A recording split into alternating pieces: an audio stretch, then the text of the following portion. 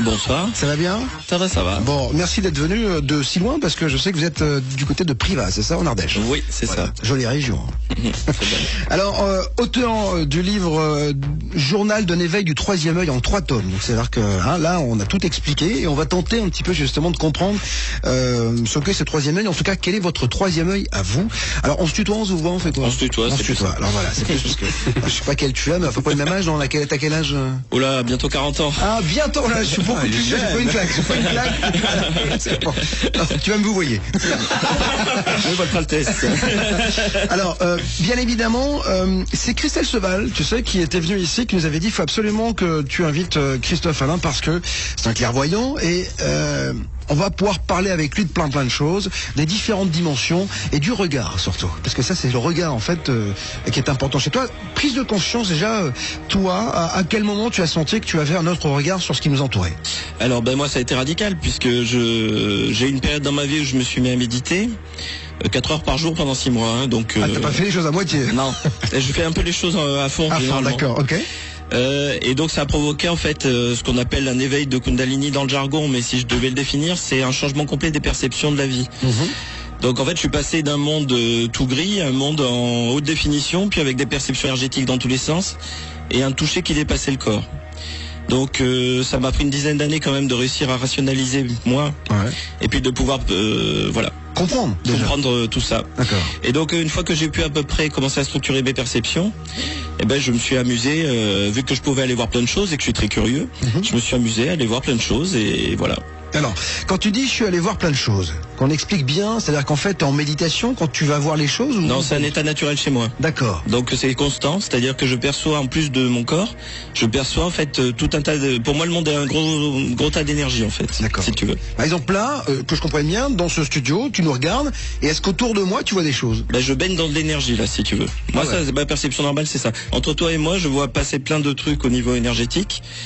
C'est des particules d'énergie, tu vois, ça va être des champs magnétiques, ça va être des choses comme ça. La clairvoyance, c'est malheureusement un des effets secondaires, c'est que tu vois passer plein de choses qui sont qui servent à rien, qui sont plus des pollutions. Mais voilà quoi. D'accord. Et les choses qui passent, les énergies, j'imagine que c'est une porte ouverte sur plein de choses. Mais bien comme mal. Il y a des trucs que tu veux pas voir aussi. Alors c'est un peu le problème, c'est quand j'étais plus jeune, on va dire, dès que j'étais de mauvaise humeur, je me retrouvais à aller voir des trucs très dark. C'est-à-dire que tu vois les films d'horreur d'aujourd'hui, c'est rien. Non. Oui, tu peux aller voir des choses. L'humain va pas très loin dans l'horreur, hein. On peut aller vraiment loin. Et mais tu les imaginais, c'est ton cerveau qui les imaginait ou c'est quoi en fait? Non, tu les perçois. Mais alors ce qui est un peu compliqué, c'est moi c'est mon toucher qui est le plus développé. Mais mon toucher au sens pas les mains, c'est tu deviens les choses que tu perçois. C'est-à-dire que quand je croisais la foule à ce moment-là, je devenais les gens en les croisant. C'est intéressant comme expérience parce que tu relativises plein de choses, mais voilà. Donc quand tu es de mauvaise humeur, tu vas aller te brancher sur d'autres dimensions qui sont pas forcément faites pour les humains et où tu vas percevoir des choses qui pour nous sont un vrai problème, qui ne sont pas pour ceux qui vivent, mais pour nous oui. Voilà, donc après à définir avec des mots, c'est un peu compliqué, mais disons que tu relativises vachement après quoi. Par contre, tu es de bonne humeur, tu te retrouves chercher à des niveaux qui sont insupportables de jouissance en fait pour l'humain. C'est vrai? Ouais, en fait, on peut pas aller très loin dans la jouissance comme dans la souffrance, nous autres. Hein. D'accord. Et voilà, donc c'est assez singulier de te trouver dans des endroits où la jouissance devient une souffrance tellement elle est insupportable, par exemple. À ce point-là? Ouais. C'est-à-dire que l'extase mystique, les gars ils sont entraînés quoi. Déjà l'extase sexuelle parfois ça fait mal.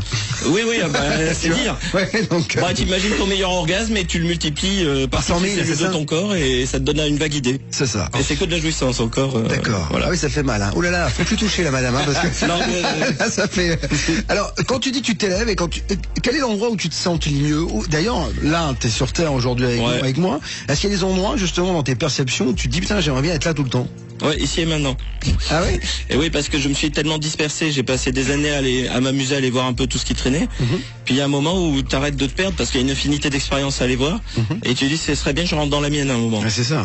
Dans ma vie à moi. Dans ta réalité en fait, à toi quoi. C'est ça. C'est-à-dire que moi je passe mon temps en fait, j'ai passé mon temps à aller regarder les réalités des autres, puis à un moment tu dis j'en ai ras le cul de rentrer dans les expériences des autres, pardon pour le mot. Hein. Ouais, tu peux y aller. Hein. À un moment j'ai bien envie d'être dans mon expérience à moi et de comprendre ce que moi je fais là, et puis de le vivre. Sinon c'est un peu con. Mais alors quand on parle de clairvoyant, il y a aussi ce côté voyant, donc clairvoyant. Alors le mot est un peu piégeux parce qu'en fait, ça. si tu veux, tu peux percevoir par tous les sens. Il y a des gens qui sentent les odeurs par exemple, ils sentent les énergies en odeur. Bah, par exemple, quand on voit, il y a des gens qui disent j'ai rencontré une entité maléfique, ça sentait. Ouais, il y a des gens qui sentent l'odeur, ils sentent ça sent la vieille poubelle, pour eux c'est qu'il y a une entité dans le coin, ça sent la rose, c'est qu'il y a un ange qui passe. D'accord. Moi ça va être plutôt au toucher, donc ça va être j'ai un toucher assez puissant qui a un goût pour moi. Donc au goût je sais ce à quoi je m'adresse. D'accord. Mais bon, voilà. Donc oui, tu m'as pas dit l'endroit où c'était vachement bien. Alors bien sûr c'est ici et maintenant, mais il y a bien un endroit aussi que tu as trouvé magnifique quand même. Non, en fait c'est ce que je t'ai expliqué, c'est qu'en fait là où on est le mieux c'est dans notre expérience à nous. Parce que dès que tu vas aller... C'est important ce que tu dis, parce qu'il y a plein de gens qui pensent que ailleurs c'est mieux qu'ici. Et non, ça c'est le fantasme. Bravo. C'est le fantasme de fuite. Oui, c'est ça. Ah oui. Oui, mais c'est ce que je dis toujours. Attention, parce que la vie c'est vachement bien quand même. Hein, donc, en fait, en réalité, une fois que tu as à peu près compris un certain nombre de choses, on va dire que ton expérience de vie est ta manière à la fois la plus jouissive et la plus puissante pour avancer. C'est pour ça que tu l'as choisie en fait. En fait, elle est choisie à un certain niveau. La différence c'est que par rapport à moi, c'est que tu as un coup d'avance, toi. J'ai des perceptions subtiles qui m'ont permis d'explorer beaucoup de choses, mais de les expérimenter moi-même. C'est aussi l'avantage. Quand tu l'expérimentes, tu peux l'intégrer. Tu regrettes des fois pour les gens qui t'entourent, parce que j'imagine que tout le monde n'a pas dans ton entourage ces mêmes subtilités, ces mêmes perceptions. Disons que quand j'étais plus jeune, j'étais un peu en enfer. Oui, c'est ça, c'est que les mecs devaient pas comprendre quand même. Non, c'est-à-dire que je pouvais pas partager ou très difficilement, mais de toute façon j'avais déjà des problèmes qui faisaient que j'avais ces perceptions aussi. Hein. C'est quand tu ouvres tous les centres de perception subtile, c'est que tu n'arrives pas à communiquer déjà dans la matière, ce qui était mon cas à ce moment-là. Voilà, donc c'était une souffrance quand j'étais jeune. Avec le temps, j'ai appris à l'utiliser de manière positive pour moi et pour les autres. Mais ça a été très long. Voilà, ça a été très long. Alors le regard est donc très important. Ça veut dire que tu regardes comme moi je regarde pas, en fait, et tu arrives à voir des dimensions différentes, en fait. Alors, c'est ma perception de moi-même pour moi. C'est-à-dire que toi, tu te perçois comme un corps, moi je me perçois comme une sphère d'énergie infinie qui part dans tous les sens. Donc déjà, c'est très singulier comme perception. Si j'ai pas l'image qui me ramène là où je suis, ma perception à moi, je sais pas trop où ça traîne des fois. Donc c'est pas très normal au départ. Alors on va parler du lien, bien sûr, quand on parle de gens qui perçoivent des choses, on se dit que il perçoit les vivants, mais il perçoit aussi les morts, il perçoit avant, il perçoit après, il perçoit l'univers, il perçoit tout. On va parler de ce rapport entre la vie et la mort. Quel est le rapport que toi tu entretiens entre la vie et la mort? Alors après des années à avoir travaillé là-dessus, puisque à un moment je m'amusais à voir les morts par exemple.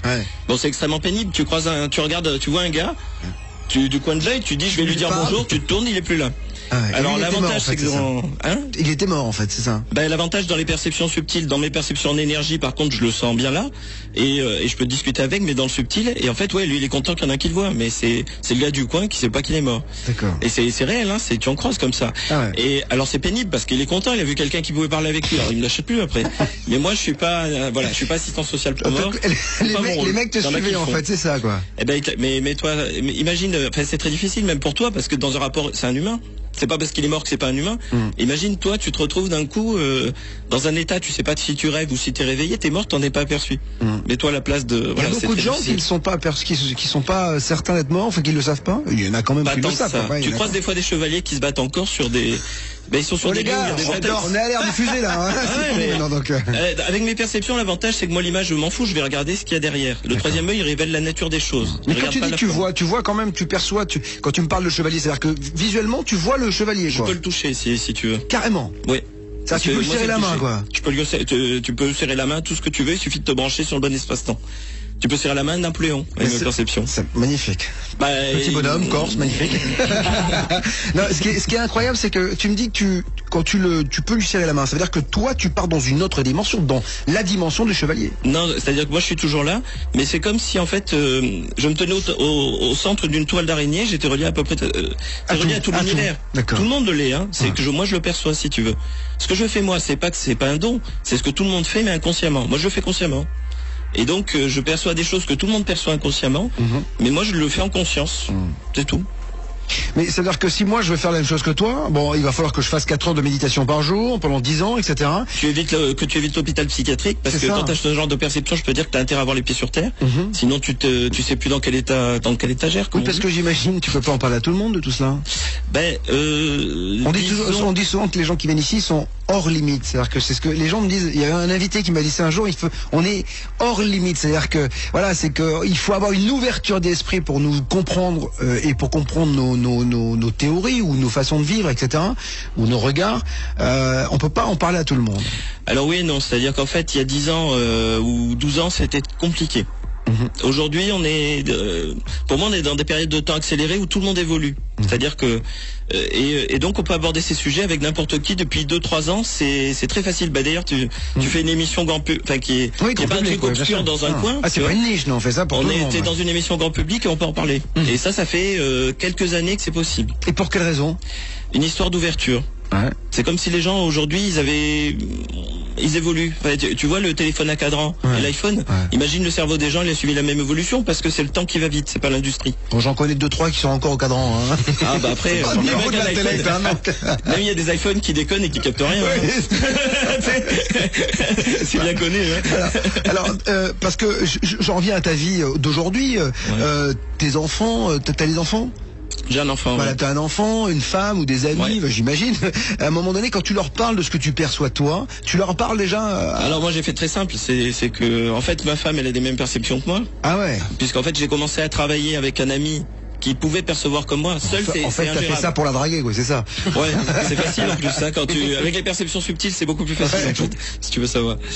Mais l'avantage, parce que tu sais ce qu'il faut dire à l'autre. Oui. Donc elle se comprend. Oui, mais en même temps, elle a les mêmes perceptions que moi, sinon ça aurait pas été gérable. Et mon fils aussi. En fait, les enfants, dès que tu sais faire un truc, ils te singent tout le temps. Hein, donc voilà. Donc ça pose pas de problème. Si à un moment t'es clair avec ton expérience, de toute façon, tu vas tirer dedans tout ce qui te convient. Le problème, c'est si t'es en conflit toi avec. Et moi, ça n'a pas été le cas. Donc ça pose pas vraiment de problème. D'accord.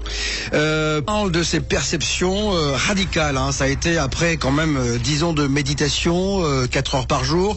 Tout d'un coup, Christophe, une ouverture incroyable, visuelle, sensorielle, parce que tu peux toucher les choses. Ouais. Et on va justement parler de ces apparitions, parce que pour toi, tu me disais, c'est plus des énergies que tu sens. En fait, ce que tu vois là, ce que tu perçois ici, ce sont un des océan d'énergie que je perçois. Voilà. Sauf que il y a des gens.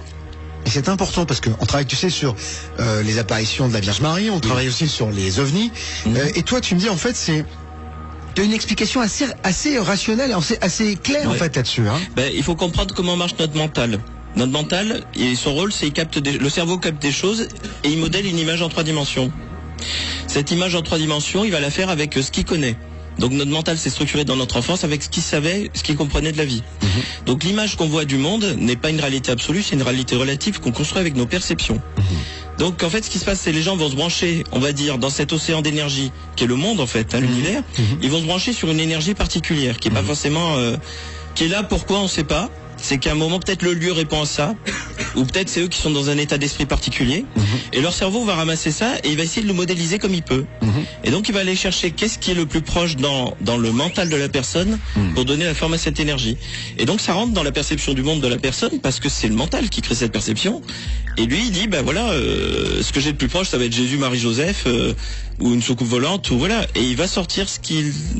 Donc en fait l'énergie va la matérialiser visuellement par Jésus, Marie ou Joseph, ou par un extraterrestre s'il est ufologue par exemple. S'il a plus ou moins parce qu'il y a vraiment des énergies de type extraterrestre. Ah, on va en parler. Donc effectivement, et c'est d'histoire de temps généralement. La personne se trouve à regarder dans un autre espace-temps la même civilisation dans un autre espace-temps ou une autre civilisation. Et d'un coup, pourquoi il le croise? Il peut y avoir plein de raisons encore une fois. C'est des fuseaux temporels qui se croisent quoi. Le temps n'est pas si linéaire que ça, et d'une certaine manière, chacun crée l'espace et le temps à sa manière. Hein. C'est notre part, on va dire, psychotique qui crée le temps et l'espace. Pas notre part, la psyché qui crée ça. Alors il y a un truc je me pose la question, c'est que quand on t'entend parler, le mec qui tombe sur un dos ce soir, il se dit putain le mec il est vachement intelligent. Donc tu vois, parce que non, t'as une ouverture d'esprit, et puis tu parles de l'univers, tu parles des espaces. Est-ce que c'était quelque chose qui était dans ton univers avant de t'ouvrir à cela? Ah non, mais c'est-à-dire que alors. Parce que tu as appris, j'imagine. Est-ce que cette ouverture, justement, elle t'a permis de découvrir tout ça? C'est-à-dire que moi, en fait, j'ai pas de maître, j'ai pas de dogme, je crois en rien au départ. Hein, pour moi, mes parents ils sont athées, ils sont médecins. Je t'ai résumé. Hein. Ouais. Donc de toute façon. Souvent les scientifiques. Hein, voilà, donc forcément c'est des logiques scientifiques derrière. Je suis informaticien, hein, je veux dire voilà. Par contre, disons que j'ai toujours plus ou moins eu accès à une certaine forme d'information. Et là, après ces perceptions décuplées, je me suis mis à avoir accès à vraiment beaucoup d'informations. C'est-à-dire que dans cet océan d'énergie, il y a des informations aussi. Donc j'ai appris en allant chercher l'information directement à la source. Donc tu es allé à la source. Et puis aujourd'hui, donc, on parle de ces apparitions. Est-ce que tu dis ce soir, est-ce que ça va pas perturber les gens Parce que quand tu dis j'ai vu la Vierge, les gens qui voient, qui ont une apparition, qui voient, ou alors qui voient un extraterrestre, pour eux, ça peut avoir une influence considérable sur la vie. Hein. Alors, s'ils le vivent, c'est que c'est une expérience qui est nécessaire pour eux. Ça aussi quelque chose à intégrer. C'est important, ça. C'est qu'ils ont besoin de le vivre et que ça va leur amener quelque chose. C'est-à-dire qu'à ce moment-là, ils avaient besoin de voir ça, après. Oui, parce que ça va leur amener quelque chose. Des fois, c'est la réponse à des problèmes. Après, c'est des fois vraiment, c'est vraiment une énergie spirituelle qui répond à cette logique de Vierge Marie. Hein. Mais elle est où cette énergie spirituelle? C'est-à-dire que quand tu me dis il y a une autre dimension, il y a la dimension vraie de vrais extraterrestres, pas celle qu'on fabrique, où il y a les extraterrestres qui vivent, et puis il y a l'énergie, donc il y a la dimension où il y a la Vierge Alors là, Marie. ça va être compliqué. C'est monde en 3 dimensions, d'accord? Jusqu'à présent, notre monde on le perçoit en 3 dimensions. Donc imagine que tu réduises, je vais faire en inverse parce que notre cerveau comprend. Le monde a 2 dimensions. Tu prends une feuille de papier hyper fine et t'as vu comme la Terre se réduit vachement si le monde c'est une feuille de papier hyper fine qui traverse la Terre. Maintenant je te mets en sens inverse. Rajoute une dimension. La Terre ça devient vachement plus grand. Rajoute-en encore une. Extraterrestre tu vas être sur 4, 5, 6, 10, 15, 20, 100 dimensions. Énergie spirituelle tu vas être sur dimension infinie. Donc nous on est des fourmis comparé à ce genre d'être qui existe vraiment, hein, mais dans d'autres états de conscience que les nôtres. Pour faire le lien avec attention, je commence à être perdu là. Ah voilà, c'est compliqué. Il faut, il faut que j'arrive à comprendre. Ouais, alors je vais te dire simplement. Ouais. Le monde, c'est un tas d'énergie. Mais c'est un tas d'énergie conscient de lui-même. D'accord? Chacun de nous a une conscience. T'es conscient de ce que tu fais. Et ben, imagine que l'univers, tout est conscient en réalité, à sa manière. C'est-à-dire que les planètes ont une conscience. Ouais. C'est ça. Le soleil a une. Tout a une conscience à sa manière. Et imagine que juste cette conscience soit tellement différente de la nôtre qu'on peut pas parler avec des mots pour échanger. Mais si tu passes par d'autres niveaux, tu peux communiquer avec. C'est les esprits des chamans. D'accord. Ils passent par ça. Alors toute cette prise de conscience en fait, est-ce qu'elle te permet de voir comment ça va se passer pour toi, l'avenir des gens, des planètes, du monde, etc. Parce que ça c'est quand même une... Et oui, est-ce que tu pars loin? C'est-à-dire qu'à un moment donné, est-ce que tu en ramènes des informations? Oui, alors ce qui était intéressant, c'est juste qu'en fait ça rajoute encore plus de bordel. Ah, d'accord. Parce qu'en fait il y a une infinité d'avenir et une infinité de passé. Il y a des futurs déjà vécus et des passés jamais vécus. Oh là là, attention. Ah, tu veux avoir mal à la tête, tu te branches sur le temps. Hein. Ah non, mais le temps, ça fait vraiment très mal à la tête parce que en fait, tout a lieu en même temps. D'accord? C'est nous après qui découpons. Einstein, t'as vu la tête qu'il avait déjà. Voilà, t'as vu la tronche. Voilà.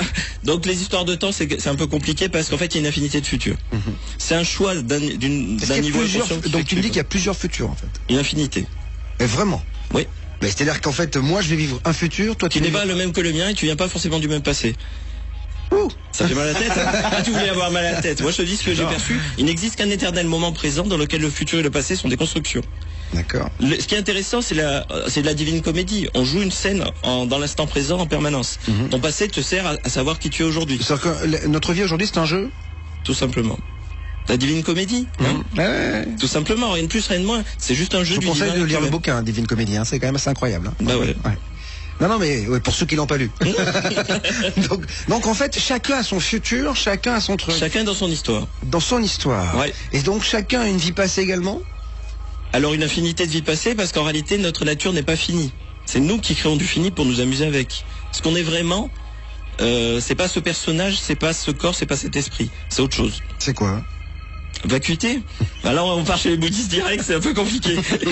Notre nature elle est vide, elle est omnipotente et vide et elle s'amuse à prendre une forme finie pour juste qu'on voit. C'est vrai. C'est-à-dire qu'en fait on n'est rien là, mais on prend une forme en fait. Vacuité c'est pas rien, c'est autre chose. Oh là là là là là là. C'est quelque chose qui faut expérimenter. C'est trop compliqué. Là on va tomber dans du trop. Mais dis-moi, on va tomber dans. Il faut pas qu'on tombe dans le compliqué parce qu'après on va plus rien comprendre. Mais toi là aujourd'hui, toi en tant qu'homme sur la terre, avec donc cette enveloppe corporelle. Mais comment ta vie elle est aujourd'hui? De plus en plus jouissif parce que je travaille que sur la notion de jouissance en réalité. Jouissance de l'être. D'accord. C'est pas non, méchant pervers, ce n'est pas ce que tu crois. Non, mais j'ai bien compris. J'ai bien compris, mais le problème c'est quand on a toutes ces perceptions, quand on a tout ce recul, parce qu'il faut avoir un recul monstrueux quand même pour voir ça et pour comprendre tout cela. Mais la course, j'en parlais en début d'émission, la course au profit, la course le fric, le matérialisme, etc. Mais toi, tu vis comment par rapport à ça? Alors j'ai tendance à regarder les structures inconscientes des gens, pourquoi ils créent leur histoire. Et pourquoi il a créé comme ça? Il parlait français un peu, s'il te plaît. Ah putain, ouais. Alors, pourquoi est-ce qu'on a besoin de jouer au profit? C'est un jeu aussi. Ouais. D'accord? C'est une histoire de donner, recevoir et d'apprendre à partager avec les autres, c'est tout. Chacun le vit à sa manière. Quand tu veux t'amuser à apprendre à donner, recevoir, soit tu fais l'expérience de manière positive en partageant, soit tu la vis de manière négative en essayant de tout pomper ou en te faisant tout pomper. Mais dans tous les cas, tu auras fait l'expérience. C'est juste poser une expérience. D'accord. Et si tu dis qu'aujourd'hui les gens donc vivent leur propre partie, hein, c'est-à-dire que est-ce qu'on est responsable de ce que l'on est aujourd'hui ici? À un certain niveau, oui, mais pas forcément consciemment. Et c'est des niveaux beaucoup plus hauts qui sont responsables, mais qui sont nous aussi. C'est ça qui est compliqué. D'accord. Non, mais c'est nous ailleurs en fait. C'est toi un niveau plus haut. D'accord. Est-ce que aujourd'hui je vis moi ailleurs en fait, très très loin? Alors je vais t'expliquer que le temps n'existe pas par lui-même, donc en fait tu vis tout en même temps.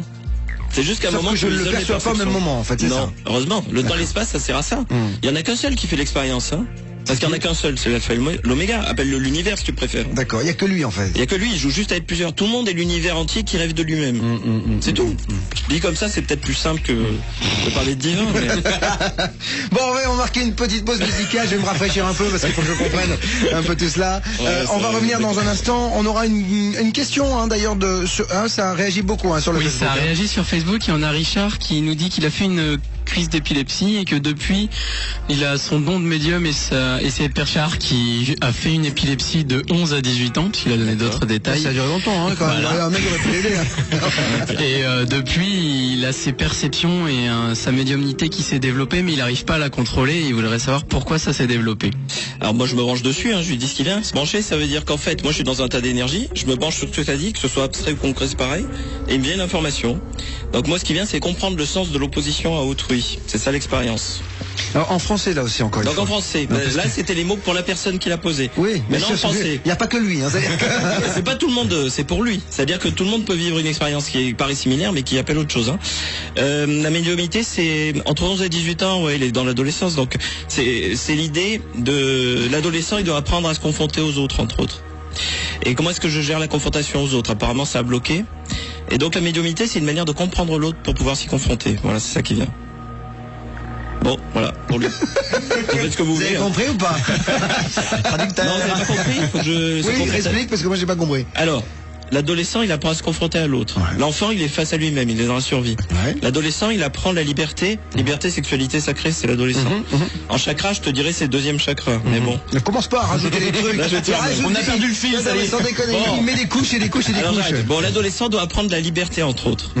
Et il doit apprendre à se confronter aux autres. C'est pour ça qu'il y a la sexualité au milieu. On est d'accord. Se confronter à l'autre, ça veut dire que je suis pas seul au monde et il va falloir que je fasse avec les autres autour de moi. Ça veut dire ça. Si c'est très difficile à gérer pour la personne pour une raison ou une autre, eh ben la solution, ça va être de dire j'ouvre des perceptions médiumiques. Voilà. Comme ça, je comprends ce que l'autre attend de moi ou ce que je peux faire avec l'autre ou jusqu'où je peux aller. Mais pourquoi il a besoin d'ouvrir ses capacités médiumniques? Ça, c'est son cas à lui. C'est ça, c'est que pour lui. Parce que derrière, il y a... Alors, si tu veux, je me rebranche dessus. Je te dis pourquoi je réponds. Alors, vas-y. Ce qui vient, c'est qu'il y a un interdit derrière. D'accord. Et c'est un interdit qui vient d'où? De la famille. Ah, comme d'habitude. On va rentrer dans une... Je vais pas faire une thérapie sur la personne, là, mais il y a un interdit familial quand je me branche dessus. Et c'est qu'en fait, dans la famille, il y a un interdit de communiquer librement avec l'autre. D'accord. Donc, il a triché, le petit malin, il est passé par autre chose. D'accord. Voilà l'idée. D'accord. Et tout le monde peut le faire, ça? Oui. C'est quand on ouvre des ressources, quand on est handicapé, quand on ferme une porte, on en ouvre forcément une autre. D'accord. C'est-à-dire que quand tu me dis il a développé ses capacités médiumniques, c'est vrai que tout le monde dit, tous les gens qui viennent ici, on est tous médiums. C'est-à-dire que voilà, tout le monde, mais les développer ses capacités médiumniques, c'est pas simple quand même. Ça veut dire les rendre conscientes. Les gens, ils communiquent tous entre eux. Mais comment tu sais qu'elles sont inconscientes? Parce que moi, par exemple, on me dit toujours, mais vous êtes médium, parce que les gens, tout le monde le dit, oui. Mais je suis pas médium. Tu l'as à un niveau pour pouvoir communiquer. Si tu veux. Sinon, tu pourrais pas faire le métier que tu fais. Faut que tu aies un ressenti des autres. Ah oui, c'est sûr. Alors, je te parle en termes de ressenti, là, c'est peut-être plus simple. C'est plus simple. Le médium, il est dans le ressenti de l'autre. D'accord. C'est pas avec des mots. Il va sentir, là, je peux aller jusque là, je peux pas y aller. Je le mets à l'aise, je le mets pas à l'aise. Si tu vas très loin dans cette perception, tu perçois carrément la structure inconsciente de l'autre, tu la sens, et tu sens les mots qu'il faut dire pour recentrer la personne, ou pour la mettre mal à l'aise, voire la dézinguer complètement, on va dire. La déstabiliser. Là, t'es chez le sorcier. Non, vraiment, la mettre dézinguer vraiment. Ah ouais. L'envoyer à l'asile psychiatrique quasiment. Parce que notre esprit peut être très fragile des fois. Juste quelques mots, des fois bien placés. Bah là, t'es chez le sorcier, t'es plus chez le guérisseur. C'est un peu la même logique, de toute façon. D'accord. Voilà. Il semblerait que toi, tu aies une vision des lieux sacrés et que pour toi, tu as une explication sur ces lieux sacrés en fait qu'on a aujourd'hui sur notre bonne vieille petite planète bleue. Eh ben, c'est-à-dire qu'à une époque, il y avait des gens qui avaient des perceptions comme les miennes. Voire plus puissante encore. Oh, oui, c'est beaucoup quand même plus puissante, non? C'est pas gagné, c'est qu'à une époque c'était de la survie. C'est-à-dire que aujourd'hui en survie on n'a pas besoin de se défendre plus que ça avec les perceptions que j'ai. On va pas se faire brûler sur un... Mais les gens comme toi à l'époque on les brûlait quand même, non? Ben, c'est pour ça que c'est la survie. C'est-à-dire qu'il y avait des gens... En fait ceux qui les brûlaient c'était ceux qui en avaient plus. Fais gaffe, j'ai une allumette. Si à la fin de l'émission j'ai rien compris, je te mets le feu. Là je plaisante. C'était de la concurrence on va dire plutôt. Mais il y avait des gens qui avaient des très grosses perceptions. À l'époque c'était un peu les rois du pétrole parce qu'ils avaient accès à l'information là où les autres n'avaient pas. Les gens qui parlaient comme toi à l'époque, mais ils étaient au-dessus de tout, quoi. C'est-à-dire qu'ils arrivaient là. Parce que la force que tu as aussi, c'est le phrasé. C'est-à-dire qu'il y a quand même un moment donné, parce que à l'époque, seuls les gens d'église avaient droit de lire ou d'apprendre à lire, etc. Avaient un peu d'érudition. Et quand tu avais des gens qui arrivaient comme ça à avoir développé ces capacités-là, elles se situent au même niveau, en fait. C'est-à-dire que les gens d'église, etc. Même au-delà de ça. Parce que c'est eux qui ont... Les bâtisseurs de cathédrales, on est sur des gens qui sont des érudits, mais qui sont des gens qui ont des perceptions subtiles aussi. Quand tu visites les cathédrales, devant dans l'énergie, tu as déjà le carré magique. C'est-à-dire que tu as des constructions énergétiques qui sont perceptibles que par les gens qui ont ce genre de perception, les mêmes que moi, qui permettent d'activer en fait le lieu pour que tout ce qui est... Parce qu'en fait, il y a plein de choses dans les églises. C'est d'anciens lieux sacrés avant. Ils ont rasé des vieux lieux sacrés pour mettre des églises dessus. Mais il y avait déjà des choses avant. Et le lieu fait déjà plein de choses. Quand tu dis avant, c'est dans une autre civilisation? Oui. C'est-à-dire que tu vas trouver encore le truc pré-celtique et il est toujours là en fait. C'est juste qu'ils l'ont rasé dans la matière, mais dans le subtil, tu vas trouver toujours les mêmes énergies. Vous l'avez compris, ce soir c'est passionnant. On parle avec Christophe Alain de toutes ces dimensions, de tout ce qu'il y avait avant, de tout ce qu'il y avait après, de tout ce qui se mélange, de nous également au milieu de tout ça. On essaie de comprendre, de faire simple, mesdames et messieurs. Quand je ne comprends pas, je le dis. Donc je comprends pas tout, mais j'essaie de comprendre toutes ces différentes dimensions, tout ce qui est l'univers, notre place au sein de cet univers, avec Christophe Alain, clairvoyant. Mais là on n'est pas véritablement, parce que le mot est galvaudé, c'est-à-dire que quand on parle de clairvoyant, on dit tiens c'est un voyant, il va me dire l'avenir. Alors on est au-dessus de tout ça là, c'est-à-dire qu'on est dans une autre stratosphère, donc on est très très loin. Et moi je voulais savoir justement que tu m'expliques deux choses. Ce qu'est véritablement la voyance, voilà, et après, est-ce qu'on est responsable de notre futur? Alors, la voyance, je vais essayer de faire simple, mais ça, il y aura peut-être un peu de jargon, je vais essayer de faire simple. Responsable de notre futur, oui. C'est nous qui le posons, mais pas forcément consciemment. C'est-à-dire? Donc, c'est une part inconsciente qui prend la décision. Ça n'est pas forcément consciemment que tu décides exactement tout ce qui va t'arriver. Sinon, on n'est pas con, on sait déjà qu'on demanderait tous des choses qui nous paraissent positives en tout cas. C'est pas notre ego, c'est pas notre système de survie qui décide, c'est autre chose, c'est une part plus élevée, mais qui est inconsciente, qui n'est pas consciente chez nous. Donc toi tu le perçois pas, c'est comme ça se fait comme ça. Alors que par contre les voyants, et maintenant on va faire le lien avec les voyants, eux peuvent percevoir ces parts inconscientes et subconscientes chez les gens. Ils ne perçoivent pas que le conscient des gens et leur forme, ils perçoivent ce qu'il y a dans leur inconscient et dans leur subconscient. Alors globalement, je découperai en deux catégories. Vous avez les clairvoyants, c'est les gens qui ont le troisième œil, donc c'est un chakra. Alors je sais, c'est du jargon, on va dire c'est entre les deux yeux. Il y a un centre énergétique qui est activé. On va dire que la glande pinéale est activée, donc dans le cerveau, et on a accès à une synchronisation des deux hémisphères qui fait que on peut aller percevoir des choses qui sont pas dans les choses immédiates autour de nous. Ça, c'est un clairvoyant. Et lui, il décide de ce qu'il va voir ou non. Il peut fermer ses perceptions.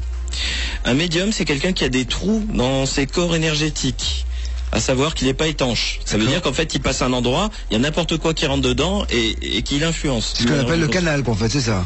Pas tout à fait. Canal, il y a une logique quand même de se brancher sur quelque chose. D'accord. Là, on parle de gens qui ont qui sont des passoires, quoi. Cela dit, c'est ce qu'on voit. Il y a beaucoup d'auditeurs qui nous appellent, qui disent, je vois dans la rue, je vois des gens, des personnes décédées, ce qu'ils appellent des personnes décédées, des fantômes, etc., sans que ce soit des voyants ou des médiums de métier. C'est-à-dire que ils perçoivent ça, quoi. Alors, moi, ça m'est arrivé d'aider les gens à fermer ses perceptions.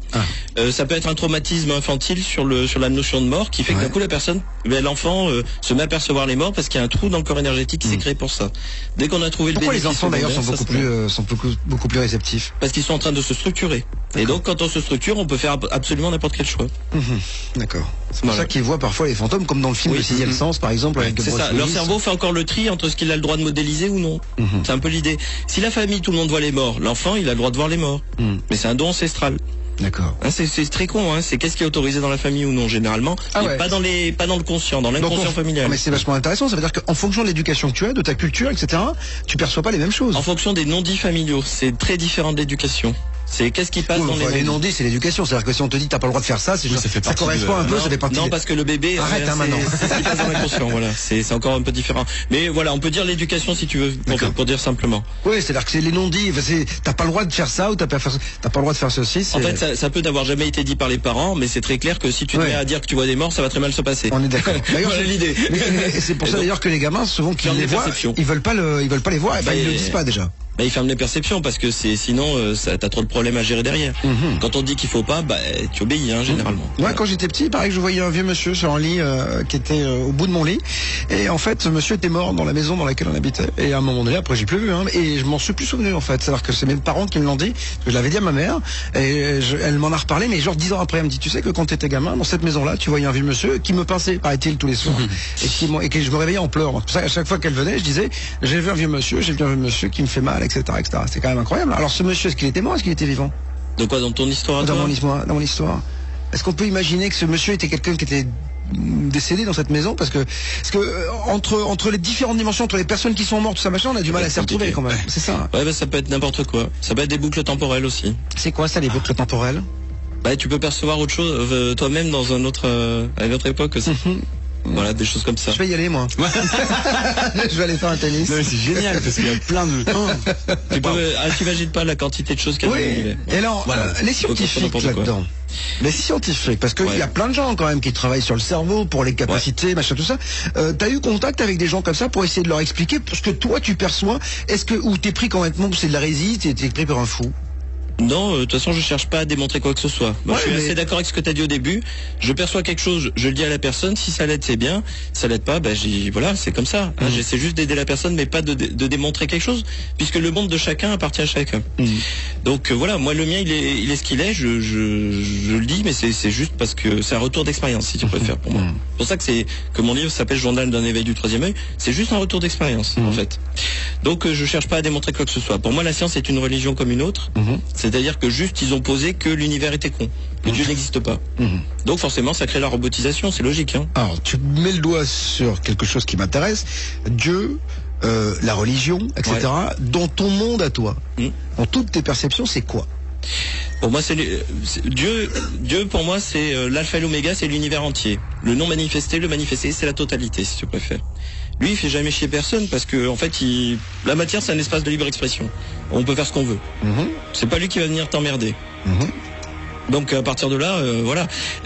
Après, c'est l'univers entier si tu préfères. C'est plus simple dit comme ça peut-être. D'accord. Donc t'es toujours en train de boire l'apéro avec lui, de faire la radio avec lui, avec l'univers. Donc et il t'emmerde pas, il vient pas te dire fais pas ci, fais pas ça. Après, dans les religions, t'es sur les constructions spirituelles. Alors les constructions spirituelles, c'est un peu compliqué. C'est un peu la tour de Babel dans la légende. Le mental, il fonctionne en fini. Il a besoin de percevoir des choses en 3 dimensions pour comprendre. Les gens ont eu besoin à un moment donné d'exprimer une information spirituelle en dimension infinie en 3 dimensions et compréhensible pour les gens qui sont autour d'eux. Oui, ça c'est logique. Ça c'est une religion. Voilà. Je t'ai résumé une religion. Donc à partir de là, on parle dans le langage de l'époque de l'époque en fait aussi. Ouais, c'est-à-dire qu'il a fallu qu'on fasse comprendre aux gens par des choses simples ce qu'était en fait voilà. Alors si tu vas derrière, ce qu'il y a derrière chaque religion, c'est une énergie d'évolution, de changement. C'est tout. Hein. C'est comme si la foudre tombait à un endroit. Et que les gens se mettaient à vénérer la tâche qui est par terre. Oui, mais on s'aperçoit quand même que les religions, elles évoluent pas beaucoup aujourd'hui. Mais non, parce qu'on vénère la tâche qui est par terre et pas l'éclair qui est tombé. Il y a un petit problème, hein. Et l'éclair, lui, va retomber, peu importe, il s'en fout de la tâche qu'il laisse. C'est juste une information d'évolution et les gens lui donnent une forme, puis ils vénèrent la forme. D'accord. Alors, pour clôturer ce côté, parce qu'on était parti sur les voyants, etc. Non, mais c'est bien, une bonne digression, de toute façon, il n'y a aucun problème. C'était de comprendre un voyant, et c'est important parce que je sais qu'il y a beaucoup de gens qui nous écoutent, qui vont voir les voyants pour savoir d'où vient le vent et où est-ce qu'ils vont. Mais parce que souvent, et je le dis, hein, les gens sont en perdition, c'est la crise, les gens sont paumés, se retrouvent pas forcément dans les religions, on voit qu'au nom de certaines religions, on fait des actes qui sont un peu difficiles, odieux même. Donc les gens vont voir les voyants, souvent en disant qu'est-ce qui se passe. C'est un peu la bouée, hein, c'est-à-dire qu'on y va, j'ai besoin de me rassurer, j'ai besoin de tout ça. Alors la perception que le voyant va voir, lui va avoir sur moi par exemple. Il va avoir une perception, mais est-ce que c'est ce qui va m'arriver forcément? Alors, d'abord, tous les voyants sont différents. Ce qui est intéressant, c'est de savoir pourquoi est-ce que la personne fait ce métier, qu'est-ce qu'elle regarde chez les gens réellement. Elle-même n'en a pas conscience forcément. Une intention qui fait qu'elle va chercher une information précise. Autour de toi, il y a une infinité d'informations. Donc pourquoi elle va pêcher celle-là et pas une autre? Voilà. Donc les voyants sont tous différents. Et la question à se poser pour les gens qui vont voir des voyants, c'est pourquoi ils y vont. Généralement, il y a deux raisons. C'est se faire valider. Donc c'est un manque c'est une peur en fait. Ouais, c'est la confiance en soi. C'est un manque de confiance en soi. Ou de faire le point sur leur vie. Ça peut être très positif quand même à un moment que t'es quelqu'un qui te sorte en fait quelque chose sur ta vie qui te permet toi, soit ça te parle, soit ça te parle pas, mais ça te permet peut-être aussi de faire une petite mise au point. Donc quand c'est dans ce sens-là, pour moi c'est quand même intéressant des fois. Pour l'avoir vécu moi, d'avoir des voyants très très bons, où la personne elle touche le jeu de cartes et déjà autour de toi t'as 200 esprits énergie qui sont mis en place. Elle a mis son cabinet en place autour de toi, puis elle te dit les trucs et tu sens tout qui bouge autour. Donc elle fait vraiment bien son boulot. C'est intéressant parce qu'elle t'aide quand même à faire le point sur des choses concrètes. Oui, mais en même temps, ce qu'elle te dit, tu vas y accrocher. Pas forcément, parce qu'après ça te parle, ça te parle pas. Voilà. Le problème, c'est quand les gens sont faibles et qu'ils ont besoin d'avoir papa ou maman qui valide. Mais ça, tu m'excuseras, mais on est dans une société qui génère ça, qui génère des gens infantilisés, qui ont besoin d'avoir un politique, qui ont besoin d'avoir un prof, qui ont besoin d'avoir une autorité paternelle qui valide. Et donc à partir de là, on peut pas après reprocher aux gens de fonctionner comme ça. Moi, j'ai l'impression que la société est de moins en moins permissive. C'est-à-dire qu'on est de plus en plus bloqué, justement, qu'on a besoin d'être cadré au maximum. Pas vraiment. C'est-à-dire qu'en fait... Moi j'ai la sensation que tout est interdit aujourd'hui, qu'on te met des barrières partout, qu'on t'emmène là, à droite, à gauche. Je te rappelle qu'à une époque, on parlait de ce qu'on est en train de parler là maintenant, tu finissais sur un bûcher sur la place publique. Ouais, je sais, ouais. Donc c'est très relatif quand même, cette vision-là. Aujourd'hui, on peut parler de plein de choses qu'on pouvait pas avant. La société a une illusion de rigidité. En fait, on peut faire un peu ce qu'on veut dedans. Voilà. D'accord. Alors, en réalité. Tu parles d'avant, le rôle des anciens, très important pour toi également. Important, pas forcément, mais disons que oui, les rapports aux ancêtres, de toute façon, tu vas y être confronté de par ta génétique et de par moi, je fais un travail qui est plutôt d'ordre spirituel, mais si tu veux te centrer, tu es obligé d'intégrer aussi ce côté-là. Alors justement, moi, il y a quelque chose qui me fascine à chaque fois. Je me dis aujourd'hui, bon voilà, j'ai 47 ans, je suis ici, mais je suis le résultat de tout un tas d'êtres. Et c'est vrai, quand tu commences à y penser, tu dis mais il y a 200, 300 ans, 400 ans, il y a des gens. En fait, je suis le résultat de tous ces gens-là, quoi. Est-ce que j'emmène de tous ces gens-là en moi, en fait, c'est ça? Est-ce que pour avoir travaillé un peu sur la question, c'est intéressant. Disons que tu as les ressources des ancêtres, mais est-ce que tu es les ancêtres? Non. Les ancêtres, c'est le terreau sur lequel tu fais grandir ta vie à toi. Mais c'est juste du terreau. Ce qu'ils ont vécu, ils l'ont vécu. C'est périmé, ça fait du terreau, c'est fertile, c'est quelque chose sur lequel toi tu vas construire ton expérience. Donc ta génétique, en fait, c'est un outil, ça n'est pas quelque chose qui t'enferme. En réalité. D'accord. Donc en fait, je me nourris, mais c'est pas ça qui me fait. Ceci dit, il y a des ressources ancestrales, que tu veuilles ou non. Forcément, j'imagine qu'il y avait un chimpanzé dans une grotte qui parlait beaucoup. Peut-être. Et que grâce à lui, t'es là. Et peut-être que grâce à lui, je suis devenu animateur. Christophe, on a plusieurs dimensions, une infinie de dimensions, on peut être un peu partout, mais pourquoi, à un moment donné, pourquoi venir, puisqu'on est, si je comprends bien, on est l'univers, on est tout, en fait, tout le monde est la totalité. Tout le monde est la totalité. Mais pourquoi s'incarner, en fait? Alors pourquoi? Parce qu'on en chie quand même, c'est ça. À part quelques mecs qui naissent avec une cuillère un peu en argent dans la bouche. Non, même ceux-là pas. Oui, et même eux peuvent souffrir. La plupart du temps, c'est quand même une épreuve perpétuelle. C'est-à-dire que c'est le quotidien, on a peur de tout. Il faut, même si la vie nous apporte énormément de bonheur et de plaisir. Mais pourquoi s'incarner? Alors, la question est un peu vaste, mais alors là, dans ce cas, il faut séparer, il faut comprendre ce que c'est qu'un humain, dans ce cas. Essayons. C'est pas forcément un esprit, un ange ou un esprit de la nature, on fonctionne différemment. On est coupé en deux, nous. C'est-à-dire, on est coupé entre la vie et la mort. On est dans la dualité. La vie et la mort, et le jour et la nuit. C'est ça. La nuit, en fait, quand on est mort, on a toute une existence dans laquelle on crée une histoire à partir de rien. On est le scénariste de l'histoire. Ensuite, on va descendre dans cette histoire pour aller la vivre. D'accord? C'est-à-dire? Eh ben, à un moment, on va passer dans la naissance. Tout le processus de la naissance. Non. Il va être de descendre. Il y a un truc, j'ai pété un câble, là. Trop compliqué. Ça veut dire qu'en fait, tu es en train de me dire qu'on est mort avant d'être né? Eh ben oui, parce que le temps linéaire n'existe qu'ici. C'est ça le problème du temps, c'est que il faut bien comprendre que c'est ton mental. Si on est mort, c'est qu'on a été vivant avant. C'est pas tout à fait cette logique-là. Parce que toi, tu parles de fantôme. Fantôme, t'es sur l'esprit qui est en train de se déconstituer. T'es sur autre chose qu'un vrai mort. Quand t'es vraiment mort, t'es dans le monde spirituel. Dans le monde spirituel, t'es en dimension infinie, il ne peut pas y avoir de forme. D'accord. T'es dans un état sans forme, mais omnipotent. D'accord. Ah bah oui, c'est tout con. Hein. Donc à partir de là, dans cet état-là, par contre, tu peux créer des histoires à partir de rien. Ça te tombe bien, à partir de vacuité. Mais là, ça va être compliqué. Donc cette histoire, tu vas la créer à partir de rien, et puis tu vas descendre dedans pour aller la vivre. Il y a tout un processus de descente qu'on peut voir quand une femme est enceinte. C'est très intéressant d'aller regarder un peu comment ça se passe. Enfin, avec des perceptions subtiles. Bien sûr. Alors comment ça se passe justement quand une femme est enceinte? Eh ben justement, t'as l'esprit, donc le scénariste qui est là. En fait, le scénariste, c'est l'esprit. C'est la part de la personne quand elle est morte, en fait. D'accord. D'accord. Et qui cherche à se réincarner. Qui veut juste s'amuser dans une histoire. D'accord. L'histoire qu'est la vie. Oui. Parce qu'en fait, quand tu es dans le monde spirituel, tu n'as pas la jouissance de la vie. Amuser, je te dis, quand les gens, il y a des gens qui vivent des vies très difficiles. Hein. Est-ce qu'ils s'amusent quand même? Quand tu vas au cinéma, tu vas voir des films de zombies des fois, où les gars ils se font poursuivre par des gros. Je suis pas acteur de ces films. Ouais, mais sauf qu'à un moment, il y en a qui aiment bien s'incarner dans ce genre de film. Il y a des gens que ça les fait chier, les films d'amour, et il y a des gens qui veulent jouer à James Bond. Pour jouer à James Bond, va bien falloir qu'il y ait des gens qui te poursuivent avec un flingue et qui te tirent dessus. C'est tout. C'est à un moment, si ton scénario il inclut ce genre de choses. Moi, j'adore la théorie, mais je me dis, ça veut dire que. Non, ça c'est plutôt la pratique pour moi. Quand on regarde sur les gens. D'accord. Alors, on vient la mort. On choisit on scénarise. Voilà, on écrit une histoire, on se dit tiens, je vais la vivre. Pour cela, j'ai besoin d'un corps en fait. C'est-à-dire que voilà. Mais pourquoi on a peur de la mort alors? Parce que sinon, tu remontes direct dès que t'as une merde. Il faut bien qu'à un moment t'aies des clapets anti-retour. Sinon, tu te remontes. Dès que t'es dans la merde, qui est-ce qu'il aimait ces clapets? Bah c'est toi. Mais pas toi. On est hyper pervers. C'est-à-dire qu'en fait, on s'empêche de remonter. C'est qu'en fait, il faut bien comprendre. C'est la différence. Si tu veux, je vais te l'expliquer avec des mots simples. Parce que là, sinon on va faire. Il aura passé sa soirée à me dire, je vais t'expliquer avec des mots simples. Mais ça sera pas des mots simples quand même, mais c'est pas grave. C'est la différence entre l'acteur dans le film, celui qui regarde le film, ça c'est le niveau de l'âme, et le niveau divin qui est la totalité. D'accord? La personne qui regarde le film n'a pas du tout le même point de vue que l'acteur qui est dans le film. Bien sûr. D'accord? Quand tu vas voir un film, des fois t'as envie de t'amuser à regarder un film d'action. Il faut bien qu'il arrive des tuiles. Regarde les films qu'il y a au ciné. Tu trouves que ça se passe bien pour les héros? Ça fait chier tout le monde quand ça se passe bien. Donc forcément il y a des tuiles qui se passent. Juste pour voir comment l'autre il va réagir et qu'est-ce qui va se passer. Donc le spectateur c'est le niveau de l'âme. Lui il regarde juste qu'est-ce qui se passe. Donc t'es en train de me dire que j'ai scénarisé ma vie d'animateur radio? Ouais. Bravo. Donc c'est-à-dire qu'avant, j'ai voulu être animateur, donc j'ai écrit mon histoire. Mais ça veut dire aussi que, attention, c'est-à-dire qu'on a un destin.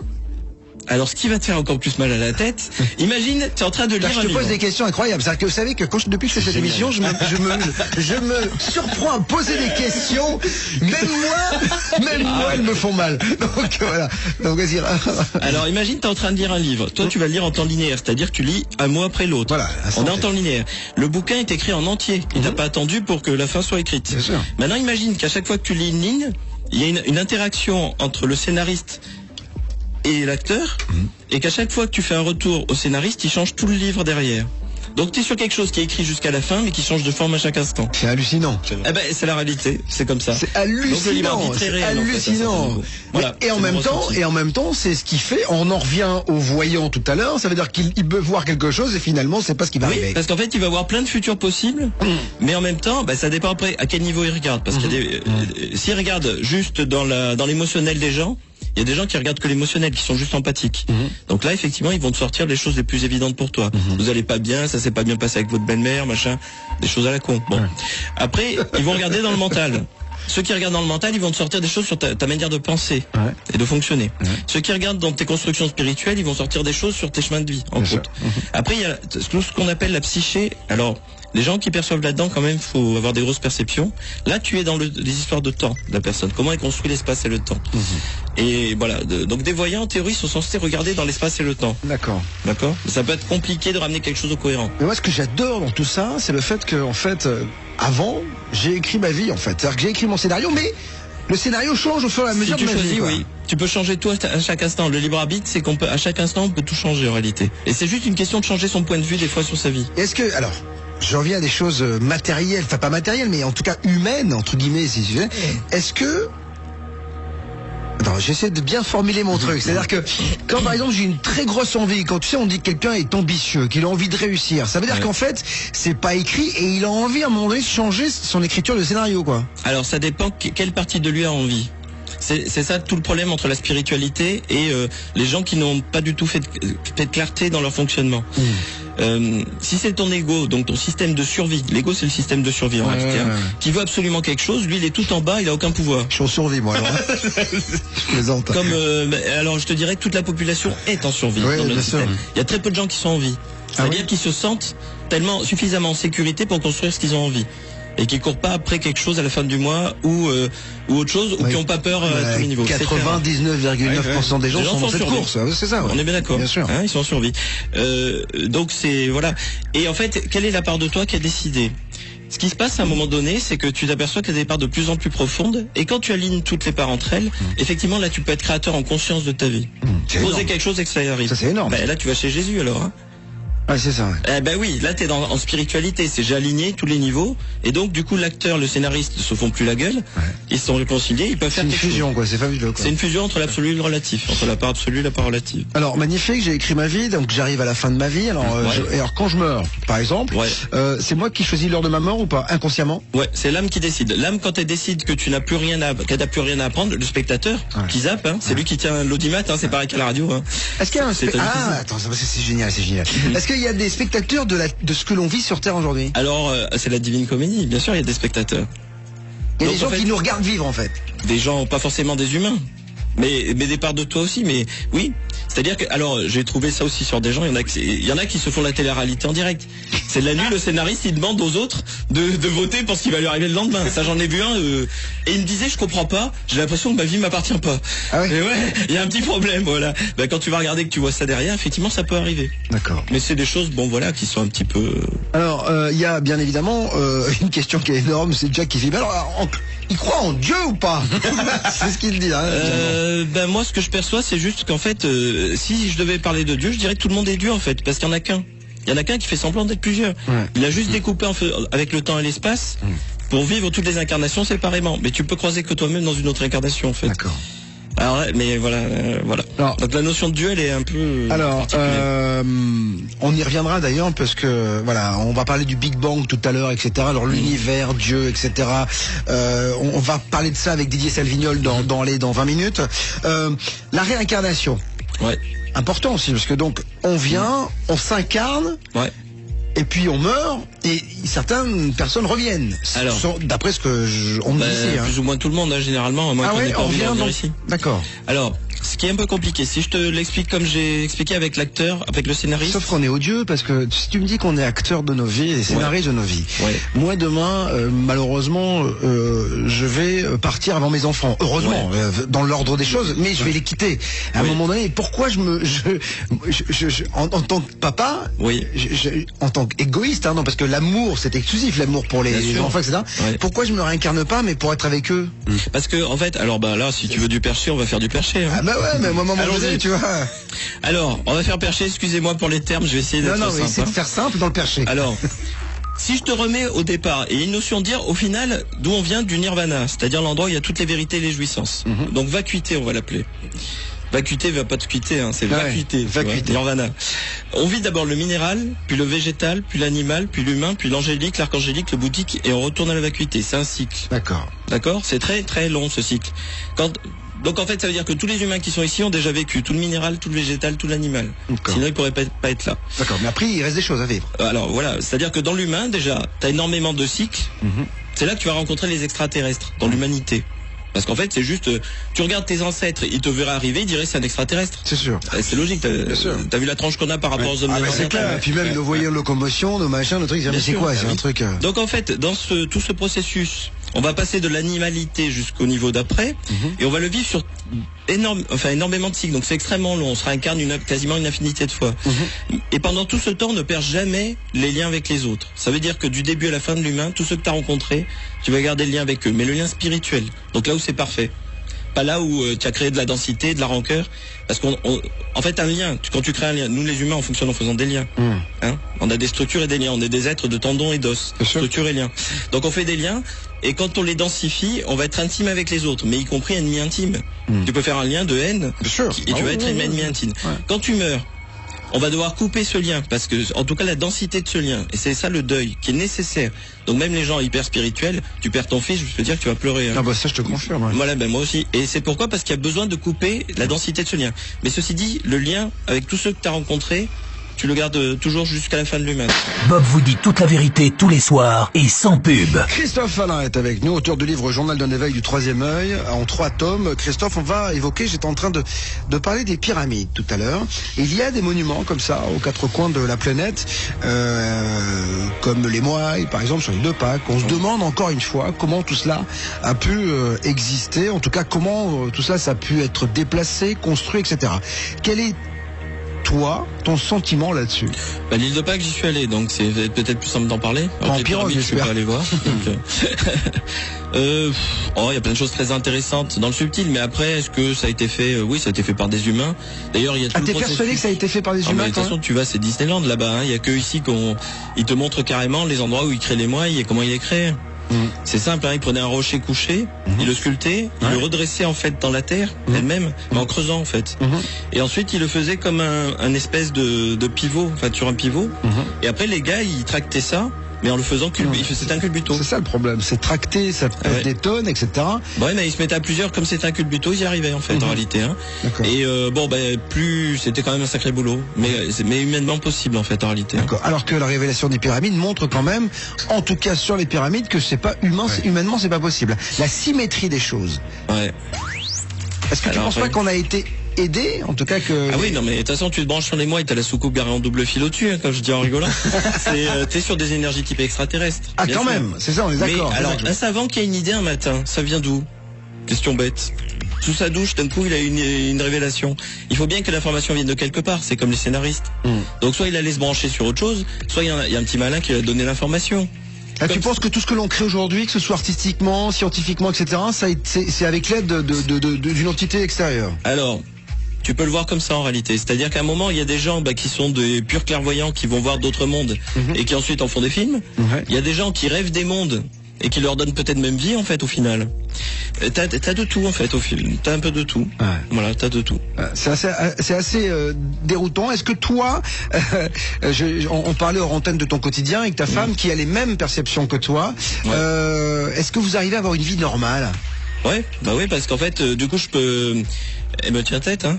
Donc, c'est comme tout le monde. Moi, je peux aller voir des choses, elle aussi, donc je peux pas et mon fils est pareil. Donc, forcément, t'as toujours les gens dont t'as besoin dans ton expérience, et donc ça pose pas de problème réel. Voilà. Tu peux fermer la porte de toutes ces apparitions, toutes ces visions? Bien sûr, je suis clairvoyant. Si j'ai pas envie de regarder, je regarde pas. Ceci dit, c'est compliqué tu imagines pas ce que c'est comme sentiment d'être lié à tout l'univers. Couper ça. Je t'assure, c'est très très dur. Voilà. Extrêmement difficile parce que t'es là, puis tu te peux te brancher sur n'importe quelle étoile et tu deviens elle, quoi. Donc tu voyages. Du coup, t'as plus besoin vraiment de voyager, un peu comme les monastères dans les moines. Non, mais quand tu t'es branché à l'univers, c'est-à-dire que tu peux aller sur n'importe quelle planète. Est-ce qu'il y a de la vie ailleurs? Une infinité, dans une infinité de dimensions, sous une infinité de formes. Le petit problème qu'il y a, nous on a une vision vraiment très limitée du monde. La réalité vraiment, en fait, le divin fait des choses en infini, il fait pas les choses en fini.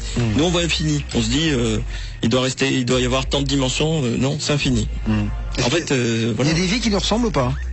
Ouais, humanoïdes, on en trouve. La logique Atlante par exemple. T'es sur, allez, je vais dire ce type d'énergie, mais c'est humanoïde. Même ils sont dans la même dimension que nous, mais pas sur les mêmes fréquences. C'est comme la radio, si tu veux. C'est comme si tu demandais à la radio, est-ce qu'il y a qu'une radio qui émet? Non, il y en a plein. Mais à un moment, tu branches ton récepteur sur une radio, sur une autre station. C'est exactement ça. D'accord. Ton fils commence à avoir des perceptions ou pas du tout?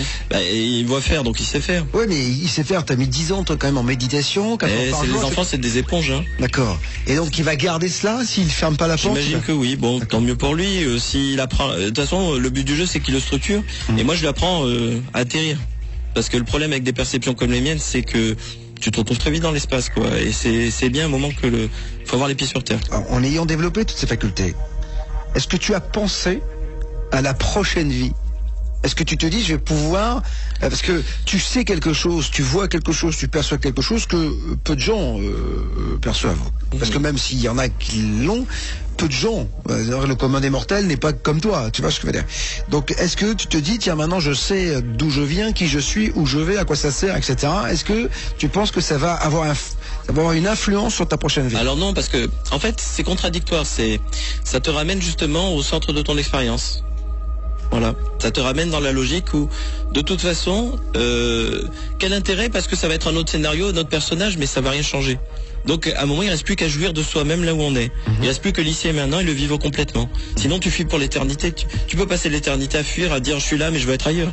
À un moment, accepter d'être pleinement où on est et le vivre. C'est ça qui se passe à un moment. T'es ramené là. Tout à l'heure, tu me disais en fait que on vit plusieurs choses. Il y a le matériel, le minéral, etc. Tu me disais il y a plusieurs. Quel est le mieux de tout cela, de cette roue en fait, parce que c'est vrai, c'est un cercle puisque c'est une boucle. Qu'est-ce qui est le mieux? Quel est le moment de notre existence? Aucun. En fait, c'est comme si tu me présentais un plat de dessert de succulents qui sont tous différents. Ils ont tous un goût différent.